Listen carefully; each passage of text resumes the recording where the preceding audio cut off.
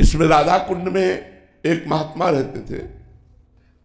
वो राधा कुंड की सफाई करते थे, जैसे भिक्षा मांग के पाते थे, रात दिन भजन करते थे। एक दिन उनके सामने एक काला पुरुष प्रकट हुआ और कहा मुझे स्वीकार करो। तो उनका तुम कौन हो? तो उनका तुम्हारा प्रारब्ध नियति क्या? 12 वर्ष का गलित कुष्ठ। भजनानंदी थे, सबके सामने नहीं होता, सबके सामने प्रारब्ध नहीं आता कि मुझे स्वीकार करो। वो तो अपने आप रौंद देता है। ये तो भजनानंदी महापुरुष थे, तेजस्वी महापुरुष थे।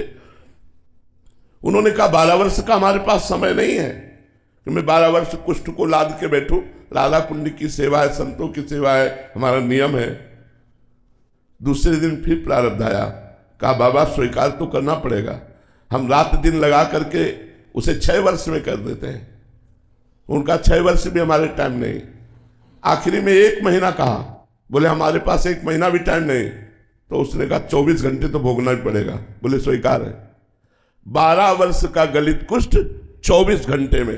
कहा मैं 12 वर्ष का कष्ट 24 घंटे में दूंगा, कोई औषधि नहीं, कोई सेवक नहीं। उनका शर्त स्वीकार है। और एक कोठरी में बैठ गए और शिष्यों से कहा कोई भी अब दरवाजा खटखटाना नहीं, मैं चाहे जितना चिल्लाऊं, कोई औषधि नहीं, कोई हमें डिस्टर्ब मत करना, 24 घंटे बाद हम निकलेंगे।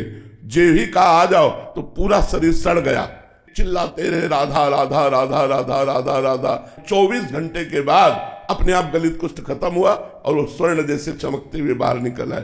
तो ये भजन के प्रताप कि 12 वर्ष का गलित कुष्ठ उनका 24 घंटे में कट गया, लेकिन भोगना पड़ा। अवश्य में भोक्तव्यम कृतम कर्म शुभाशुभम।